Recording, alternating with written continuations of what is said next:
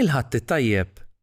Illum 11 ta' Frar, il-Jum Dinji tal-Morda, nilqakom għal din il-quddiesa mmexxija mill-Arċisqof Charles Scicluna mill-Knisja Parrokkjali ta' San Franġisk t'Assisi fil-Qawra. Jikkonċelebra il-Kappillan Patri Andrew Gallia flimkien mal-Provinċjal tal-Patrijiet Franġiskani Konventwali Patri Colin Sammut u l-Gwardjan tal-Komunità Patri Joseph Sherry.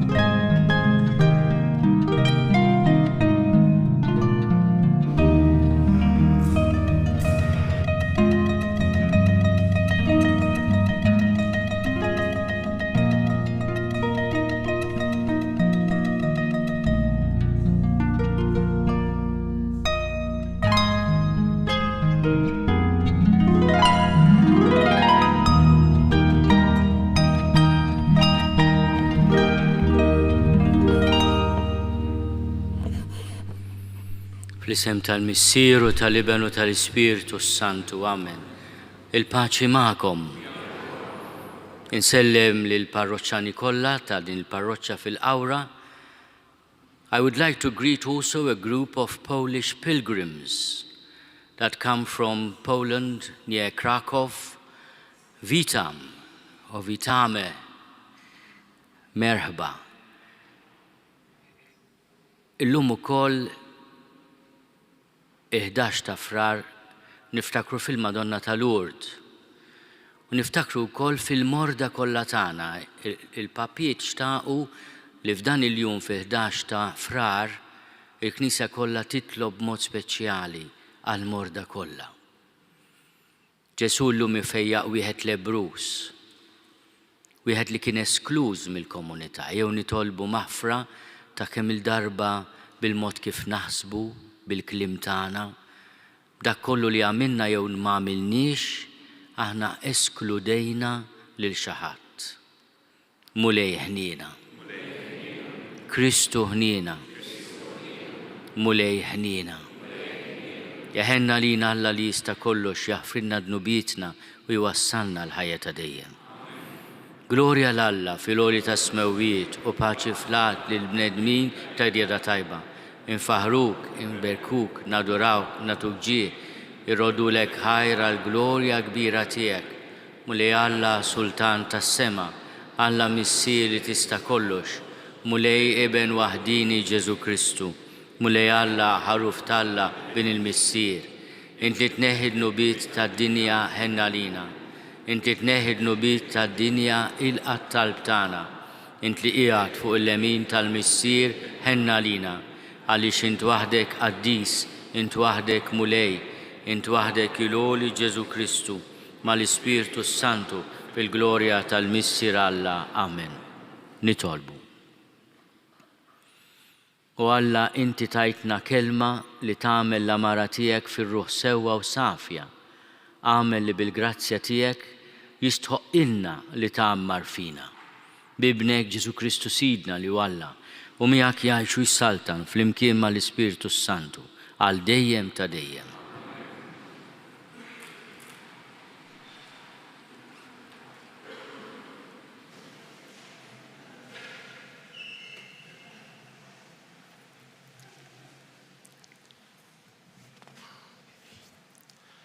Qarim l-ktib tal-Levitiku.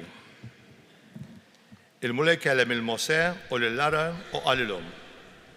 Meta xi ħadd ikollu fil-ġilda xi qxur jew xi bużżieqa jew xi teba' bajda isa ġerħa tal-ġdiem, jeħduha għand Aron il-qassis jew għand xi ħadd minn wlied il-qassisin.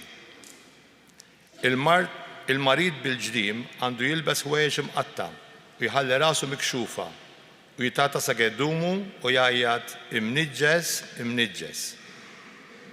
Kemm idum marid ikun miżmum b'imniġġes li hu u jgħix waħdu f'post barra mill-kamp. Il-kelma tal-mulej. Int kenna lija iddawwarni u tferraħni bil-ħelsien tiegħek. Flimkien, int kenna lija iddawwarni u tferraħni bil-ħelsien tiegħek. Kien bniedem li ħtijietu maħfura, li għandu d-dnub tiegħu mistur. Kien bniedem li ebda ħażen ma jgħodlu l-mulej u ma għandu ebda f'qalbu. Flimkien, int kenna lija iddawwarni u tferraħni bil-ħelsien tiegħek. Id-dnub tiegħi jien stqarrejtlek u l-ħażen tiegħi ma ħbejtulekx. Jien qed quddiem il-mulej nistqar ħtijieti u int firt lill-ħażen tad-dnub tiegħi. Flimkien, int kenna lija iddawwarni u tferraħni bil-ħelsien tiegħek. Ifirħu twajbin u tennew fil-mulej, għajtu bil-ferħ intom il-kol ta' qalbkom safja. Flimkien, int kenna lija iddawwarni u tferraħni bil-ħelsien tiegħek.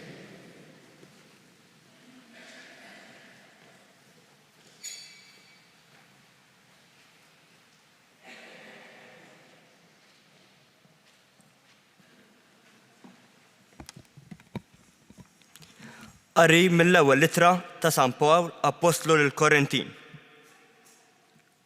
Ħuti, sew jekk tiklu, sew jekk tixorbu, tagħmlu x'tagħmlu, għamlu kollox għall-glorja ta' Alla. Tkunux ta' tfixkil la għall-Lut, la għall-Griegi u lanqas għall-Knisja ta' Alla. Hekk jiena noġob lil kulħadd f'kollox, bla ma nfittex l-interessi tiegħi, imma tal-ħafna biex jisalvaw. Ixbħu lili bħalma jien nixbaħ lill-Kristu. Il-kelma tal-mulej nroddu ħajr lill-Alla.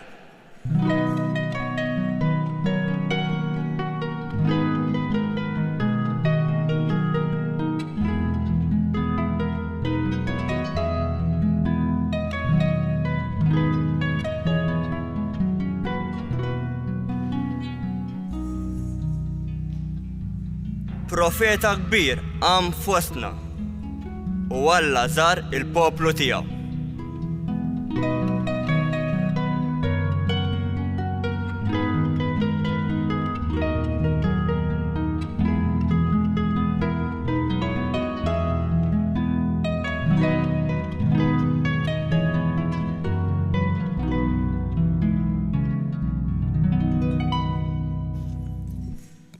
Il-mulej ma'kum.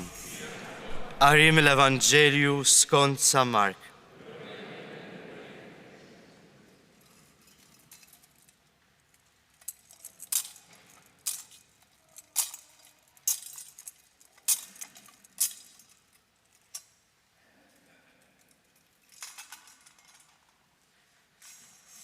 F'dak iż-żmien resaq fuq Ġesu wieħed lebrus, jitolbu bil-ħerqa. Inxteħet arkubtejh quddiemu u qallu, jekk trid tista' tfejjaqni. Imqanqal mill-ħniena, Ġesu mett idu fuqu, messu u qallu, irrid kun imnaddaf. U minnu fih il-lebra marritlu u ġismu indaf. U widbu bisħieħ batu malajr u qallu, qis li ma tgħid xejn lil ħadd, iżda mururi ruħek il-qassis u għamel offerta għal fejqan tiegħek kif ordna Mosè biex tkunilhom ta' xieda.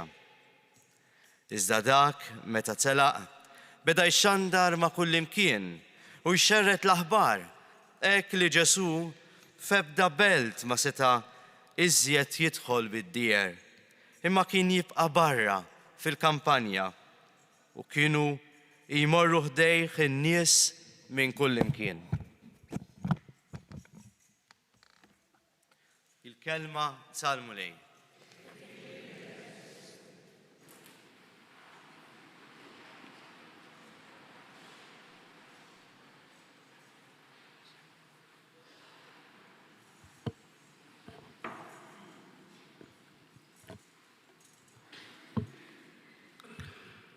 Il-Vanġelu tal-lum jista' jinstema' għalina bħala xi ħaġa l-bogħod għaliex għall-grazzja tal-Alla il-marda tal-lebra llum, marda li taffettwa l-ġilda tal-bniedem, għandha l-fejqan tagħha.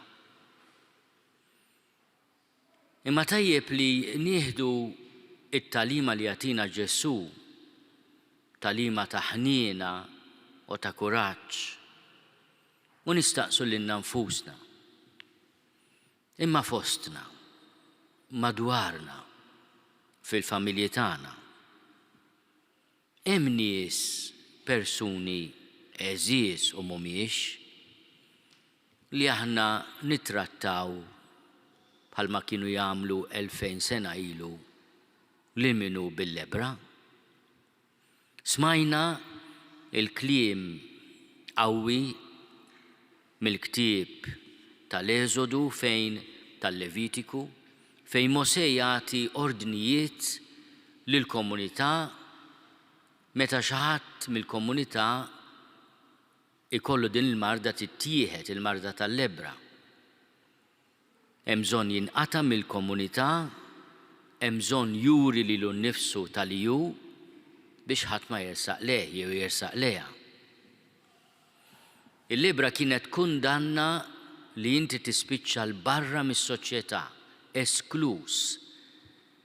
Kliem li forsi nużawh imma tajjeb nifhmuh sew, emarġinat, xi ħadd li huwa fil-ġemp, dak li jkun itpoġġih fil-ġemp, jew nkella esklus, jew nkella tpoġġih fil-periferija, dawk huma kollha kliem simili ta' xi ħadd li aħjar joqgħod il-bogħod, jgħixu komdu aħna wkoll. Ġesu jiltaqa' ma' xi ħadd lebrus li jitolbu il-ħniena u jgħidlu jekk trid tista' tfejjaqni. U Ġesu jitqanqal bil-ħniena.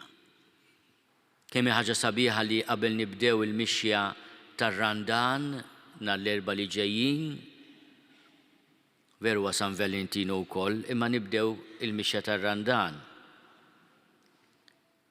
Fil-każ niċċelebraw San Valentino lejliet fil-każ ikun l-aħħar jum tal-Karnival ukoll.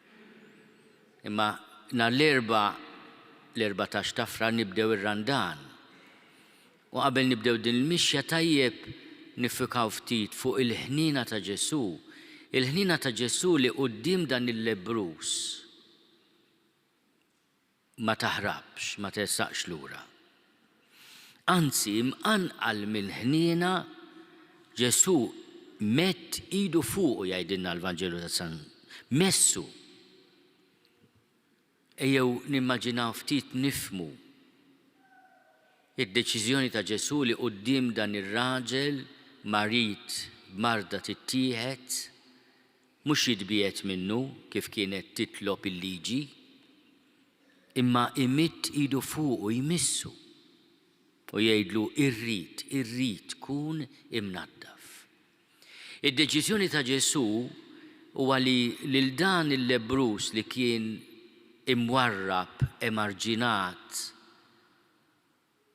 umiljat, bla xogħol, bla familja, bla mħabba, kultant anke bla ikel, jerġa' iħadnu jilqgħu lura fil-komunità.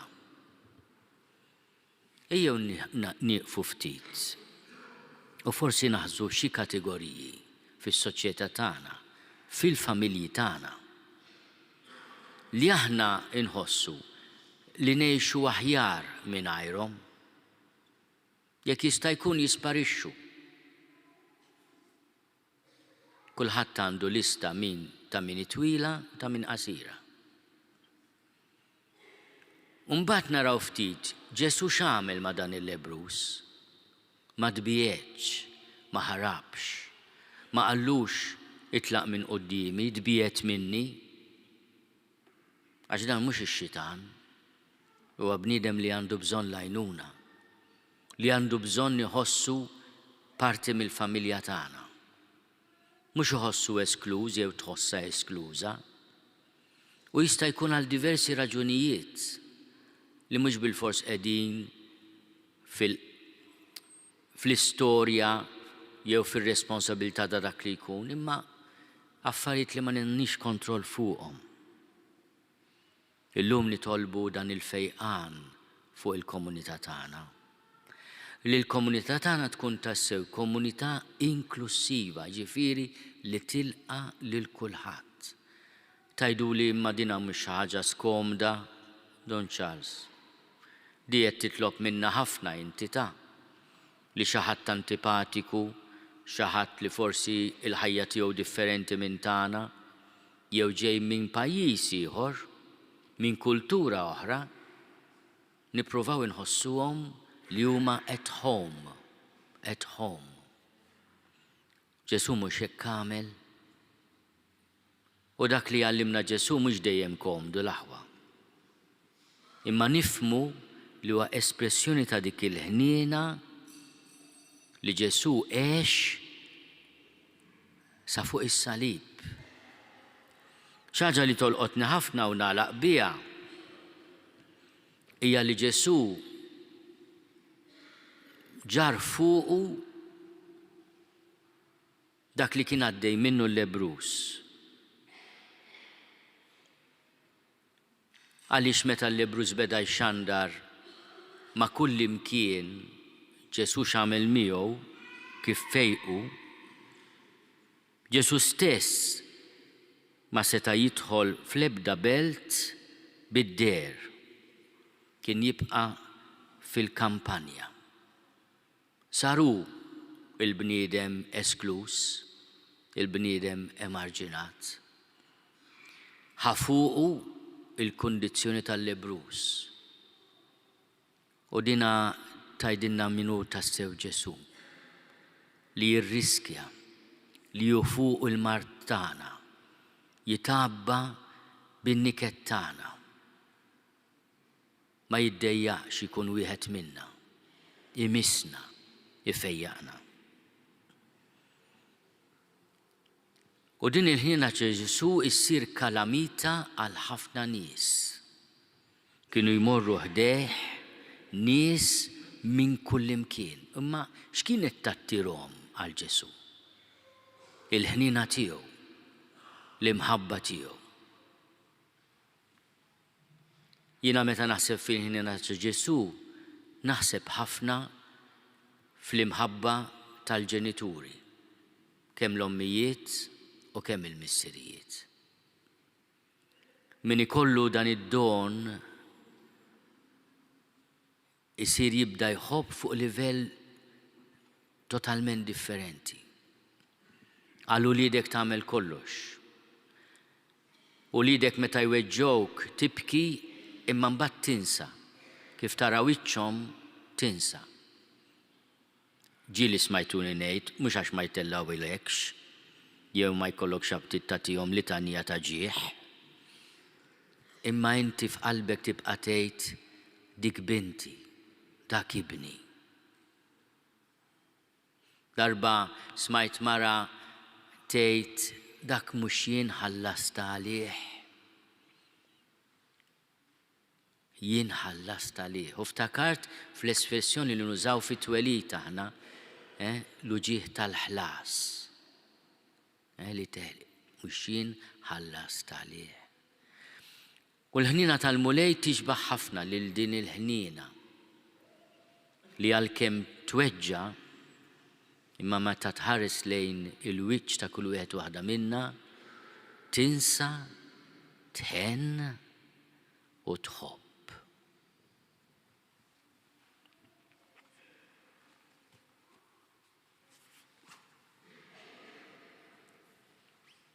Jina nemmen falla wieħed il-missier li jista' kollox, li ħalaq is-sema u l-art, dak kollu li jidher u dak li ma jidirx. U f'mulej wieħed Ġesu Kristu iben waħdini ta' Alla, imnissel minn missier qabel kull żmien. Alla minn Alla, dawl minn dawl, Alla veru minn Alla veru, imnissel mhux magħmul, natura waħda mal-missier u bih sar kollox. Niżel mis-smewiet għalina l-bnedmin u għall-fidwa tagħna. U ħal-ġisem bis-seta tal-Ispiritu Santu minn Marija Verġni u sar bniedem. Salbuha lina bata taħt Ponzju Pilatu, miet u difnuh. U fit-tielet jum qam minn bejn l-imwiet skont il-kodba mqazza. U tela s-sema u qiegħed fuq il-lemin tal-missier. U għandu jerġa' jiġi bil-glorja biex jagħmelha mill-ħajjin u mill-mejtin. U s-saltna tiegħu ma jkollix tmiem. U fl-Ispiritu Santu mulej li jagħti l-ħajja, li ġej mill-missier u mill-liben, li hu meqjum u mweġġa fl-imkien mal-missier u mal-liben, u li tkellem fom il-profeti. U fi knisja waħda, qaddisa, kattolika, apostolika, nistqar ma' mudija waħda għal-mafra tad-nubiet, u nistenna l-qawma mill-imwiet u l-ħajja ta' żmien li ġej. Amen. Bl-interċessjoni ta' Sitna Marija ta' Lourdes, ew nitolbu għal-morda kollha b'mod speċjali dawk li l-marda tagħhom teskludihom mis-soċjetà. Nitolbu għal paċi fid-dinja biex l-ebda pajjiż, l-ebda poplu ma jħossu esklus mill-ġid tal-umanità. U nitolbu allura l-ġustizzja soċjali. Nixtieq nagħmel talba speċjali għal poplu tal-Palestina, għal poplu ta' Iżrael li qegħdin f'dan il-konflitt erriedi biex il-mulej sultan tal-paċi irattab l-ebusija tal-qlub. Nitolbu għal kull min joħsib il-morda tagħna, għal konsulenti, il-professjonisti, it-tobba, in-nurses, għal familjari tal-morda, biex il-mulej jagħti lil kulħadd imħabba u ħniena bħalma kellu Ġesu. Nitolbu għal-morda biex il-mulej fil-mar tagħhom iżurhom bil-faraġ, bil-ħniena, bil-paċi tiegħu.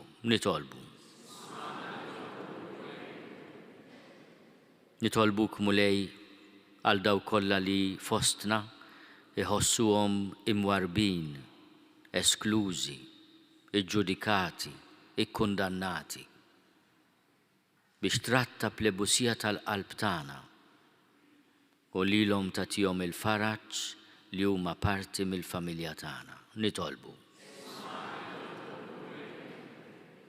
Slima għalik, Marija, bil-grazzja mimlija il-mulej miegħek, imbirka inti fost in-nisa, imbirek il-froq tal-ġuf tiegħek Ġesu. Qaddisa Marija Omm Alla, itlob għalina midinbin, issa u fis-sija tal-mewt tagħna. Amen.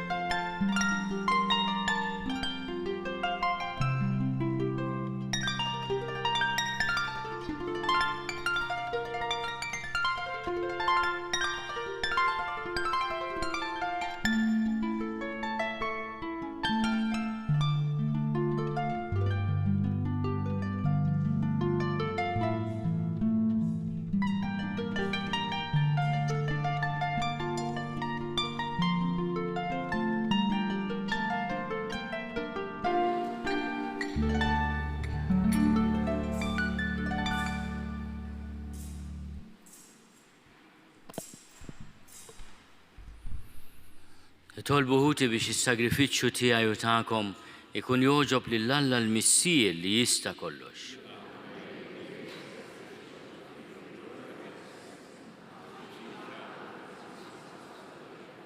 Għamil mulej li din l-offerta tnaddafna u ġeddidna u li ġib il-premju ta' dejjem lil kull min jagħmel li rida tiegħek bi Kristu Sidna.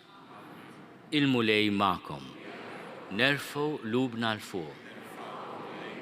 Niżuħaj l-mulej Alla tagħna.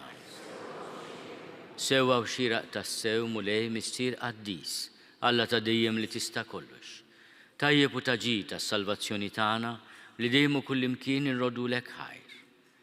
Għax int fil-ħina tiegħek hekk ħabbejt lid-dinja li battilna lil-ibnek il-waħdini biex jifdina.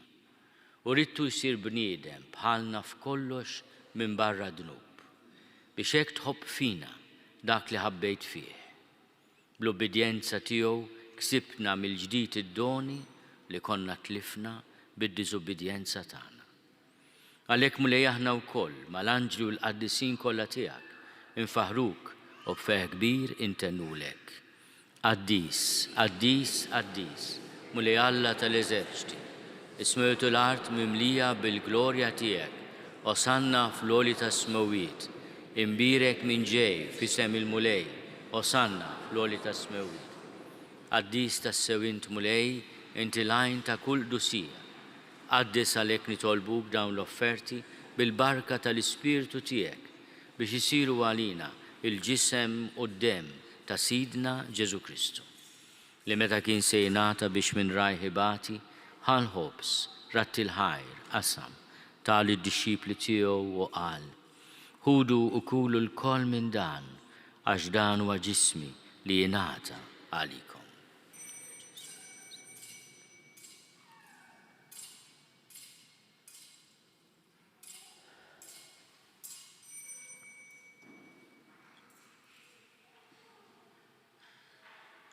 Ekk ukoll wara l-ikla ħal-kalċi reġarat il-ħajr tal id-dixxipli tiegħu u qal: Ħudu u jxorbu minnu l-koll.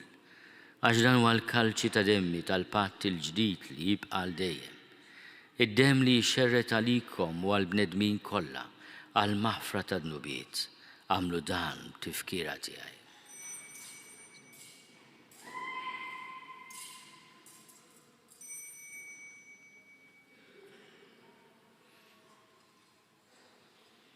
Dan hu l-misteru tal-fidi. Inħabbru l-mewt tiegħek mulej, inxandru bil-ferħ il-qawmien tiegħek, nistennewk sa ma tiġi fil-glorja. Għalhekk aħna nagħmlu dan tifkira tal-mewt u l-qawmien ta' Sidna Ġesu Kristu. Nofrulek mulej il-ħobs tal-ħajja u l-kalċi tas-salvazzjoni. U rodulek ħajra xorġbok tilqana hawn quddiemek biex naqduk. U miċ-ċokontana nitolbu li l-Ispirtu Santu jaqqadna f'ġisem wieħed, lilna li nieħdu sehem il-ġisem u d-demm ta' Kristu. Ftakar mulej fil-Knisja tiegħek imxerda mad-dinja kollha. Wettaqa fl-imħabba flimkien mal-Papa Franġisku, miegħi għaddej tiegħek mingħajr ma jistoli, mal-Isqof Joseph li qed jgħinni, mal-Isqof Anton u mal-Ministri tiegħek kollha. Ftakar ukoll fħutna li raqdu bit-tama tal-qawmien, ftakar fil-mejtin kollha. Daħalhom qudiemek fid-dawl tas-seb tiegħek. Ħenna lina l-kol nitolbu, kagħti lilna wkoll il-wirt tal-ħajja ta' dejjem. Flimkien mal-Verġni Mqazzom Malla Marija, mal-Arus tagħha San Ġusepp, mal-Apostli, ma' San Franġisku l-Qaddisin kollha li jgħixu fil-ħbiberija tiegħek sa mill-bidu tad-dinja.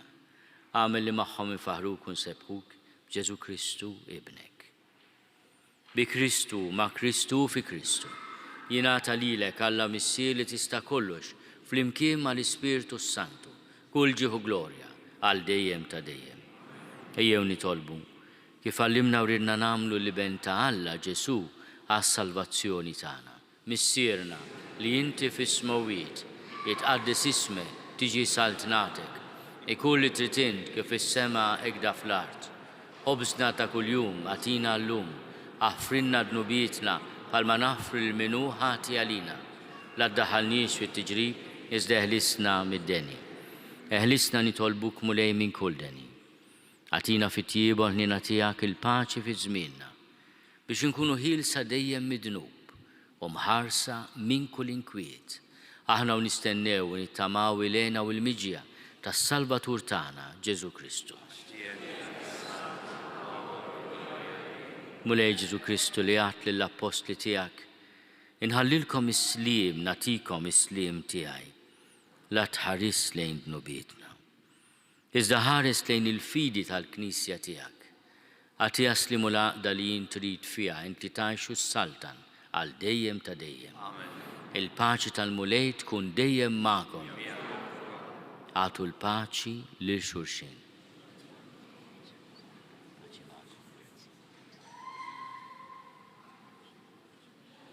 Il-ġisem flimkien mad-demm ta' Sidna Ġesu Kristu ikunu jiswew lilna li se nitqarnu bihom għal ħajja ta' dejjem. Ħaruf Alla li tneħħi dnubiet tad-dinja ħenna lina. Ħaruf Alla li tneħħi dnubiet tad-dinja ħenna lina. Ħaruf Alla li tneħħi dnubiet tad-dinja għatina l-paċ. Mulej Ġesu Kristu bin Alla l-ħaj. Bil-mewt tiegħek kif rid minnek il-missier u bil-ħidma tal-Ispirtu Santu. Intajt il-ħajja lid-dinja. Dan il-ġisem u d-demm qaddis tiegħek eħlisni miħtieti kollha u minn kull ħażen. Żomni dejjem fidi lejn il-kmandamenti tiegħek u tħallini qatt ninfiret minnek. Mulej Ġesu Kristu nitolbok li din itqarbina bil-ġisem u d-demm tiegħek ma tkunx il-kundanna tiegħi, iżda ħnina tiegħek tkun għalija l-ħarsien u l-fejqan ta' ruħi u ġismi.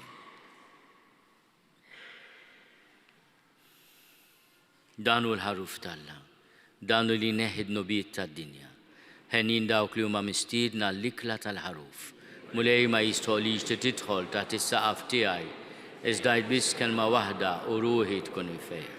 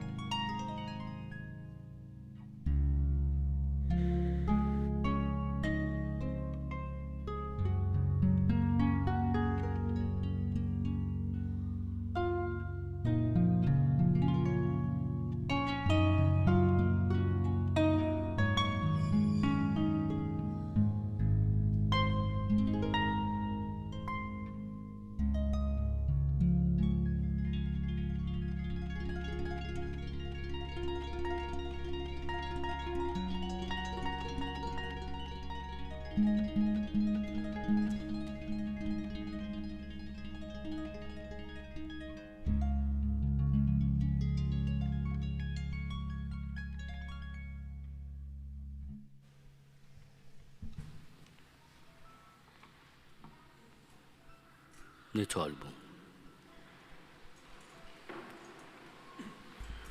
Tmajtna mulej bil-għaxqa tas-sema, nitolbuk li dejjem nixtiequ dak l-ikel li bih ngħixu tassew bi Kristu Sita. Fil-waqt li nirringrazzjaw il-Monsignor Arċisqof tal-preżenza tiegħu fostna, nixtiequ ngħidulkom li jixtieq jintaqa' magħkom għalhekk fuq it-suntier nifqu ftit mumenti biex nintaqgħu mal-Arċisqof. Grazzi. Il-mulej magħkom. Din il-barka noffrija mhux biss lill-parroċċa imma anke lill-komunità tal-Franġiskani konventwali li jieħdu ħsieb ikunu għaddejja ta' paċi, ta' inklusività din komunità kbira u sabiħa. Nitolbu ħafna lihom u għal-vokazzjonijiet Franġiskani. Il-mulej magħkom. Iberikkom Alla li jista' kollox, il-Missier u l-Iben u l-Ispirtu Santu. Morru fil-paċi ta' Kristu.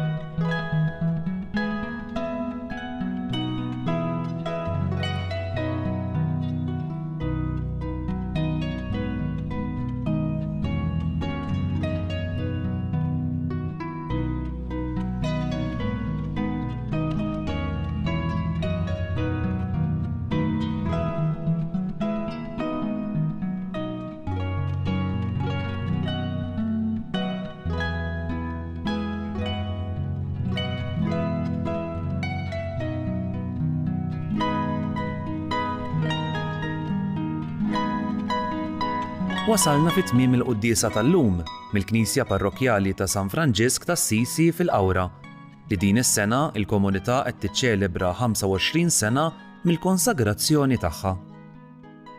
Il-Knisja bdiet tinbena fl-1993 fuq il-pjanta tal-Perit Richard England u saret parroċċa fl-2004. Il-komunità parrokjali tal-Qawra taħdem pastoralment ma' eluf ta' residenti li dejjem qed ikomplu jiżdiedu. Minn barra pastorali ordinarja, formazzjoni kateketika ta' tfal u l-adulti, laqat li jippreparaw l-arajjes għażwieġ u laqat soċjali, il-parroċċa toffri wkoll servizz importanti ta' djakonija li tqassam mal-400 ikla fil-ġimgħa lil familji fil-bżonn. Spiss ukoll toffri l-ambjenti tagħha lil komunitajiet mhux Maltin matul is-sena kollha. Fil-waqt li nirringrazzjakom tal-li anki llum ingħaqadtu magħna għal din iċ-ċelebrazzjoni, infakkarkom li kull min jixtieq jgħin lill-Arċidjoċesi ta' Malta tkompli ħidmietha fis-soċjetà huwa mistieden jagħti donazzjoni online jew permezz ta' ċekk indirizzat lil Arċidjoċesi ta' Malta. Aktar dettalji ssibuhom fuq knisja.mt/donazzjonijiet. Nawguralkom il-ħadd it-tajjeb.